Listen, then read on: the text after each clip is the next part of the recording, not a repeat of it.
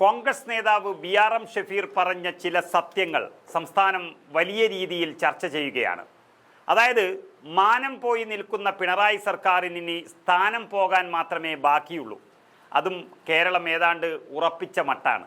അതായത് കഴിഞ്ഞ 10 വർഷം കൊണ്ട് നൂറുകണക്കിന് തട്ടിപ്പ് നടത്തിയവർ ഏറ്റവും അവസാനമായി ശബരിമല അയ്യപ്പൻ്റെ സ്വർണ്ണപ്പാളികളും വിഗ്രഹങ്ങളും വരെ അടിച്ചു മാറ്റിയിരിക്കുന്നു. എല്ലാം തട്ടിപ്പിൽ നിന്നും രക്ഷപ്പെടാനും അകത്തു പോകാതിരിക്കാനുമായി BJPക്കും സംഘപരിവാറിനും മുന്നിൽ കീഴടങ്ങുന്നു. അതിനായി കേരളത്തിലെ വിദ്യാഭ്യാസം വരെ വർഗീയത പഠിപ്പിക്കാനായി കേന്ദ്രത്തിന് ഒപ്പിട്ടു നൽകുന്നു. ഇങ്ങനെ സർവ്വ സ്വത്വവും നശിപ്പിച്ച ഒരു ഭരണം പടിയിറങ്ങാറായപ്പോൾ എന്തെങ്കിലും വേണ്ടേ എന്ന് വിചാരിച്ച് ഒരുപാട് പ്രഖ്യാപനങ്ങൾ നടത്തുകയാണ്. പെൻഷനും അലവൻസും എല്ലാം വർദ്ധിപ്പിക്കുന്നു. വിഷം വാങ്ങാൻ പോലും ഇവിടെ നയാ പൈസ ഇല്ല എന്ന് വാവിട്ടു കരയുന്നവർ മാസം തോറും 10,000 കോടി രൂപ അധികം ബാധ്യത ഏറ്റെടുത്ത് കൊടുക്കാൻ വേണ്ടിയൊന്നുമല്ല, ഇത് വെറും പ്രഖ്യാപനമാണ്. പിണറായി വിജയൻ ഒരു കാര്യം കഴിഞ്ഞ ഭരണം മുതൽ തന്നെ ഉറപ്പിച്ചു വെച്ചിരിക്കുകയാണ്.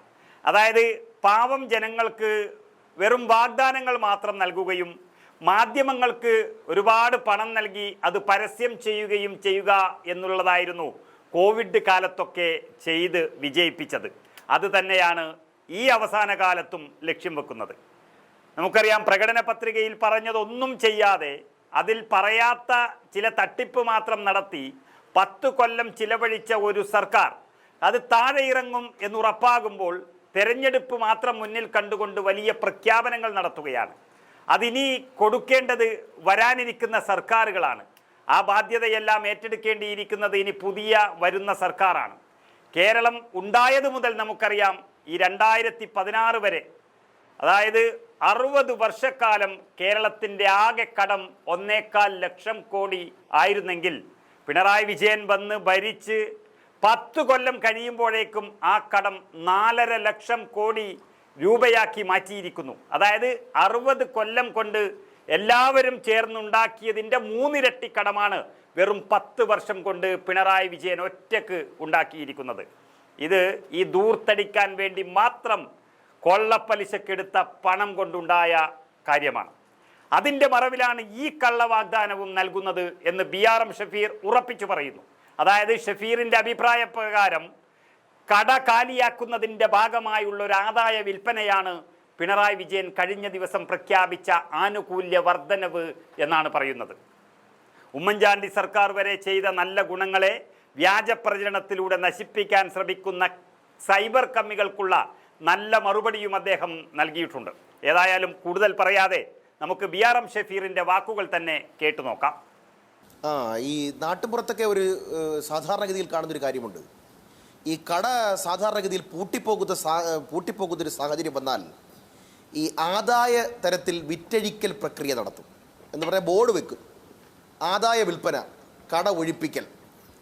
ഒരു സംസ്ഥാന സർക്കാർ 10 കൊല്ലക്കാലം ഭരിച്ച് ജനങ്ങളെ പിഴിഞ്ഞ് ഇഞ്ചിഞ്ചായിട്ട് കൊന്ന് നശിപ്പിച്ച് കുത്തുവാള എടുപ്പിച്ചതിന് ശേഷം അവസാനത്തെ കച്ചത്തിരുമ്പാണ് ഞങ്ങൾ 5 കൊല്ലം എന്തെല്ലാം കൂട്ടി ജനങ്ങളെ കൊള്ളയടിക്കാമോ അതെല്ലാം കൊള്ളയടിച്ചതിന് ശേഷം ഇലക്ഷൻ വരുന്നത് കണ്ടുകൊണ്ട് ഞങ്ങൾ എന്തെങ്കിലും ഒരു നക്കാപ്പിച്ച ഇട്ട് തന്നാൽ അതിൽ കയറി പിടിച്ചുകൊണ്ട് ഞങ്ങൾക്ക് തന്നെ വീണ്ടും ജനം വന്ന് വോട്ട് കുത്തിത്തരും എന്നൊരു ധാരണ സഖാവ് പിണറായി വിജയൻ്റെ ഗവൺമെൻറ്റിനും അദ്ദേഹത്തിൻ്റെ പാർട്ടിക്കാർക്കുമുണ്ട്.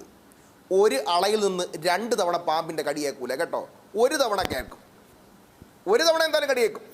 2 തവണ ഒരേ അളയിൽ നിന്ന് ഒരാൾക്കും പാമ്പ് കടിയേറ്റിട്ടില്ല. ഇവിടുത്തെ പ്രശ്നം എന്താണ് നോക്കൂ, എന്തൊരു പൊള്ളത്തരമാണ്. എന്തായിരുന്നു ഇവരുടെ പ്രകടന പത്രിക?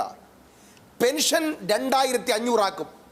ഈ കഴിഞ്ഞ 5 കൊല്ലത്തെ കണക്കെ ഞാൻ എടുക്കുന്നുള്ളൂ. 5 കൊല്ലത്തിനിടയിൽ 100 രൂപയെങ്കിലും അവർ കൂട്ടിയോ? അയ്യപ്പദാസെ ഞാൻ നിങ്ങളുമായി തർക്കത്തിന് പറയില്ല. അയ്യപ്പദാസിനെ വെല്ലുവിളിച്ചുകൊണ്ട് പറയാം, 75 വയസ്സ് കഴിഞ്ഞവർക്ക് 1200 രൂപ ഇന്ത്യ രാജ്യത്ത് ആദ്യമായി പെൻഷൻ കൊടുത്ത, കേരളത്തിൽ പെൻഷൻ കൊടുത്ത മുഖ്യമന്ത്രി പിണറായി വിജയൻ അല്ല, മുഖ്യമന്ത്രി ശ്രീ ഉമ്മൻചാണ്ടിയാണ്. ഞാൻ നിങ്ങളുടെ ഒരു കണക്ക് പറയാം. BS സർക്കാരിൻ്റെ കാലഘട്ടത്തിൽ 300 രൂപയാണ് പെൻഷൻ. 13 ലക്ഷം പേർക്കേ പെൻഷനുള്ളൂ. ഞങ്ങളാണ് ഇന്ത്യ രാജ്യത്തിൻ്റെ ചരിത്രത്തിൽ ആദ്യമായി കേരളത്തിൽ ശ്രീമാൻ ഉമ്മൻചാണ്ടി ഭരിക്കുമ്പോഴാണ് 33 ലക്ഷം പേർക്ക് പെൻഷൻ കൊടുത്തത്. ഒരു വീട്ടിൽ ഒരാൾക്കെങ്കിലും പെൻഷൻ ഞങ്ങളുടെ കൃത്യമായ ധാരണയായിരുന്നു. എന്തായിരുന്നു VS അച്യുതാനന്ദൻ്റെ കമ്മ്യൂണിസ്റ്റ് സർക്കാരിൻ്റെ കാലഘട്ടത്തിൽ 65 കഴിയണം. ആൺകുട്ടികൾ ഉണ്ടെങ്കിൽ, ആരെങ്കിലും ഗൾഫിലുണ്ടെങ്കിൽ പെൻഷൻ ഇല്ല. 3 ലക്ഷം രൂപയ്ക്ക് താഴെ വാർഷിക വരുമാനമുള്ളവർക്ക് മാത്രം പെൻഷൻ. ഞങ്ങൾ ഉമ്മൻചാണ്ടി സർക്കാർ വന്ന ഉടനെ ഒരു കാര്യം പറഞ്ഞു, 3 ലക്ഷം എന്നുള്ളത് എടുത്തു മാറ്റുകയാണ്. മക്കൾ ആൺമക്കൾ ഉണ്ടെങ്കിലും പെൻഷൻ ആകാം. 65 വയസ്സെന്നുള്ളത് 60 ആക്കുന്നു. എന്നിട്ട് പറയുന്നു ഒരു വീട്ടിൽ ഒരാൾക്കെങ്കിലും പെൻഷൻ. കൂടാതെ ഇങ്ങനെ കൂടി പറഞ്ഞു, ഒരാൾക്ക് 1, 2, 3 പെൻഷൻ ആകാം. 300 രൂപയിൽ നിന്നും 600 രൂപയാക്കുന്നു. 75 വയസ്സ് കഴിഞ്ഞ വയോവൃദ്ധർക്ക് ഇന്ത്യയുടെ ചരിത്രത്തിൽ ആദ്യമായി, കേരളത്തിൽ ആദ്യമായി 1200 രൂപ പെൻഷൻ കൊടുക്കുന്നു. ഞങ്ങളാ കൊടുത്തത്, തോന്നു നോക്കിയിട്ടില്ല. അങ്ങനെ വെച്ച് നോക്കിയാൽ ഇത് പോരാ. എന്താ ഇവരുടെ പ്രകടന പത്രിക? ഞങ്ങൾ 2500 രൂപയായി പെൻഷൻ തുക വർദ്ധിപ്പിക്കും എന്ന് പറഞ്ഞവർ ഈ കഴിഞ്ഞ 5 കൊല്ലത്തിനിടയിൽ 100 രൂപ പോലും കൂട്ടാതെ പഞ്ചായത്ത് ഇലക്ഷൻ വരുമ്പോൾ ഒരുമിച്ച് കൊണ്ടുവന്ന് സഹകരണ ബാങ്കിലെ സഖാക്കന്മാരുടെ കയ്യിൽ കൊടുത്തത് പിണറായിയുടെ സംഭാവനയാണ് കേട്ടോ എന്ന് പറഞ്ഞ് പിരുത്ത് കാണിക്കാൻ വേണ്ടിയിട്ടുള്ളതാണെങ്കിൽ അത് ജനങ്ങൾ വകവയ്ക്കുകയില്ല. അതാണ് ഒന്നാമത്തെ കാര്യം. 2, 1956 കേരളം ഉണ്ടായത് മുതൽ ശ്രീ ഉമ്മൻചാണ്ടി സർക്കാർ ഒഴിയുന്നവരെ കേരളത്തിലെ കടം 1 ലക്ഷം കോടിയാണ്. അത് പിന്നെ EMS സർക്കാരിന്റെ കാലഘട്ടം മുതൽ ഇങ്ങ് ഉമ്മൻചാണ്ടി സർക്കാരിന്റെ കാലഘട്ടം വരെ 1 ലക്ഷം കോടിയെ കടമുണ്ടായിരുന്നുള്ളൂ.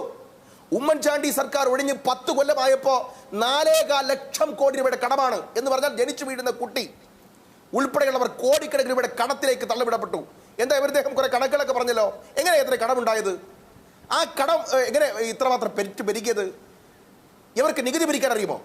അതാണ് അതിനെ സംബന്ധിച്ച് പറയാനുള്ളത്. ഇനി നിങ്ങളുടെ ഒരു പ്രഖ്യാപനം ഞാൻ പറഞ്ഞുതരാം. എന്താണ് പ്രഖ്യാപനം? നോക്കൂ, പിന്നെ സർക്കാർ ജീവനക്കാർക്ക് ഞങ്ങൾ ഗഡു 4% ഗഡു കൂടി വർദ്ധിപ്പിക്കുന്നു. എത്ര ശതമാനം കുടിശ്ശിക ഉണ്ടെന്ന് അവർ പറയണ്ടേ? എത്ര ശതമാനം കുടിശ്ശിക? 13% കുടിശ്ശിക ഇപ്പോഴും ബാക്കിയാണ്. ഈ പ്രഖ്യാപനം നടത്തിയാലും 13% കുടിശ്ശികയാണ്. 2022 ജൂലൈ മാസത്തിൽ കൊടുക്കേണ്ട പിന്നെ 4% ഗഡുവാണ് ഇപ്പോൾ കൂട്ടിയെന്ന് പറഞ്ഞത്. 1 രൂപയും കൂട്ടിയിട്ടില്ല. മാത്രമല്ല ജീവനക്കാർക്ക് അതുകൊണ്ട് നഷ്ടമേ ഉണ്ടായിട്ടുള്ളൂ. ഒരു കാര്യം നിങ്ങളെടുത്ത് പറഞ്ഞുതരാം. എന്താണ് ഒരു സർക്കാരിന്റെ ആത്മാവ് എന്ന് പറയപ്പെടുന്നത്? ഏതൊക്കെ വകുപ്പുകളാണ്? ഒരു സർക്കാരിന്റെ നയം എന്ന് പറയുന്നത് ഏതൊക്കെ വകുപ്പുകളാണ്? ഒന്ന് ആഭ്യന്തരമാണ്, ഒന്ന് വിദ്യാഭ്യാസമാണ്. ആഭ്യന്തര വകുപ്പിനെയും വിദ്യാഭ്യാസ വകുപ്പിനെയും കൊണ്ടുവന്ന് RSSന്റെ ആലയത്തിൽ പണയം വെച്ചിട്ട് 1400 കോടി രൂപ വാങ്ങാൻ വേണ്ടി പോയവരെ കുറിച്ചാണ് നിങ്ങളിത് പറയുന്നത്. ഇവിടെ കേന്ദ്ര സർക്കാർ ഞങ്ങളെ വല്ലാതെ ഞെരുക്കിയില്ലേ? കേന്ദ്രത്തിനെതിരായി ഞങ്ങളല്ലേ പോരാടി എന്നൊക്കെ പറയുന്നവരുണ്ടല്ലോ. ഇവിടെ ചില കണക്കുകളൊക്കെ പറഞ്ഞല്ലോ. വെറും കേവലം 1400 കോടി രൂപയ്ക്ക് വേണ്ടി കേരളത്തിൽ നിങ്ങൾ ആലോചിച്ച് നോക്കണം. ജോസഫ് മുണ്ടശ്ശേരിയുടെ കാലഘട്ടം മുതൽ കൊണ്ടുവന്ന വിദ്യാഭ്യാസ നയത്തെ കൊണ്ടുവന്ന് RSSന്റെ ആലയത്തിൽ പണയം വെച്ച് അവസാനം CPIയുടെ അടിയും കൊണ്ട് പുളിയും കുടിച്ച് പിന്മാറേണ്ടി ഗതികേടുണ്ടായ ഒരു പാർട്ടിയുടെ വക്താവ് വന്നിട്ട് പറയുകയാണ് ഞങ്ങൾ കേന്ദ്രത്തിനെതിരായിട്ട് മുട്ടിയില്ലേ. അതാണ് ഒരു കാര്യം. അപ്പൊ ആഭ്യന്തരവും വിദ്യാഭ്യാസവും കൊണ്ടുവന്ന് RSSന് പണയം വെച്ച് 1200 കോടി രൂപയ്ക്ക് PM ശ്രീയിൽ ഒപ്പിട്ടവർ പറയാണ് 10,000 കോടി രൂപയുടെ ഈ അധിക പണം എങ്ങനെ ഉണ്ടാക്കും? അയ്യപ്പദാസിയുടെ ഒറ്റ ചോദ്യം, ഡിസംബർ വരെ കേന്ദ്രത്തിൽ നിന്ന് കടമെടുക്കാനുള്ള പരിധി എത്രയാ? 10,000 കോടിയാ. ആ 10,000 കോടി എടുത്തു കഴിഞ്ഞു. ഈ 10,000 കോടി രൂപയുടെ ബാധ്യത എങ്ങനെ എടുക്കും? കേന്ദ്ര സർക്കാരിന്റെ കടമെടുപ്പിന്റെ പരിധി കഴിഞ്ഞു. പിന്നെ എങ്ങനെ എടുക്കാന്ന് വെച്ചാൽ എത്രയേ ഉള്ളൂ? നികുതി വർദ്ധിപ്പിക്കുക. എങ്ങനെയാണ് നികുതി വർദ്ധിപ്പിക്കുക? കഴിഞ്ഞതിന്റെ അങ്ങേ പ്രാവശ്യം 5 MLA നിരാഹാരം കിടന്നിട്ട് പോലും പിൻവലിക്കാതിരുന്ന നികുതിയില്ലേ? 4,500 കോടി രൂപയുടെ നികുതിയില്ലേ? എന്താണത്?